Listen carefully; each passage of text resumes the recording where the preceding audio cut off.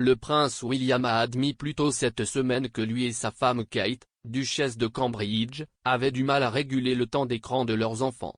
William s'est arrêté jeudi au siège de BAFTA à Londres et des plans ont été annoncés pour le fonds de bourse Prince William BAFTA qui vise à aider les jeunes talentueux à poursuivre une carrière dans le cinéma, la télévision et les jeux alors qu'ils n'auraient autrement pas les moyens.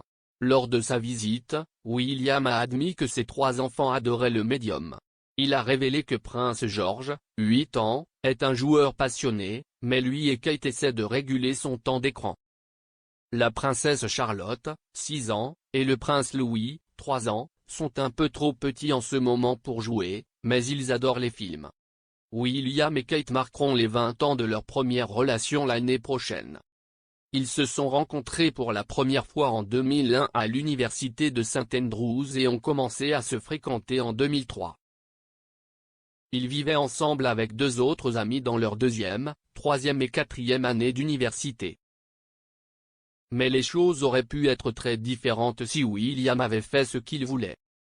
William s'est initialement inscrit à l'université écossaise dans un cours d'histoire de l'art. Mais la vie universitaire n'était pas ce à quoi il s'attendait et il a failli abandonner après le premier trimestre. L'auteur royal Katie Nicholl a écrit dans son livre Kate, The Future Queen que William a eu des discussions avec son père et ancien maître de maison à Eton, le Dr Gailey, pendant les vacances de Noël. Elle a déclaré, ils ont écouté attentivement William et ont conclu que, mis à part les problèmes associés au fait de se sentir enfermé à St Andrews, William n'était pas inspiré par son cours d'histoire de l'art. Après de nombreuses discussions, au cours desquelles son père a partagé ses propres expériences difficiles d'adaptation à la vie de premier cycle à Cambridge, et son grand-père, le prince Philippe, a émis un avertissement caractéristique de s'incliner et de ne pas s'effondrer, il a été décidé, en collaboration avec l'administration de l'université, que William reviendrait à St Andrews en janvier 2002. William est resté à Sally, Saint Salvatore Hall, et a changé de cours pour la géographie. Madame Nicholl a ajouté, cela semblait être un bon compromis, et William se sentait décidément plus optimiste quant à ses jours de premier cycle à venir. William s'est adressé à son vacillement universitaire dans le passé et a admis qu'il était intimidé. Il a déclaré, mon père était très compréhensif à ce sujet et s'est rendu compte que j'avais probablement le même problème que lui. Nous avons beaucoup discuté, et à la fin, nous avons tous les 2 réalisé, j'ai définitivement réalisé, que je devais revenir. Le retour de William au nord de la frontière a marqué le début de temps beaucoup plus heureux pour le jeune prince.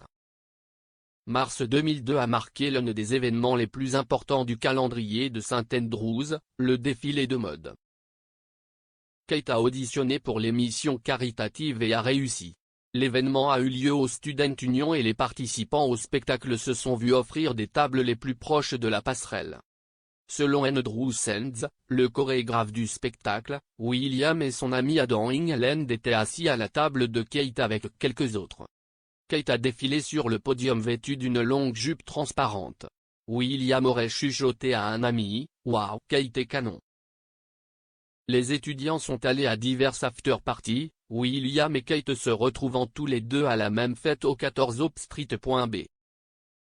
Monsieur Sands a déclaré à Madame Nicholl, ils se sont embrassés à la fin de la nuit.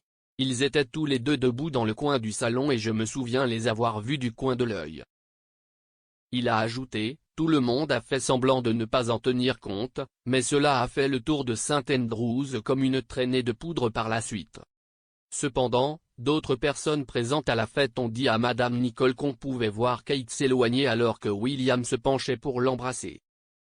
Madame Nicholl a écrit, elle a peut-être momentanément craint que quelque chose de plus intime que leur amitié déjà proche ne brouille les pistes lorsqu'il s'agissait de vivre ensemble.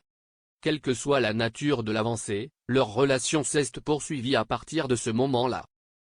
Charlie Moretti, l'organisateur du défilé de mode, a déclaré à Madame Nicholl, « Je pense que le défilé de mode a fait d'eux le couple qu'ils sont aujourd'hui.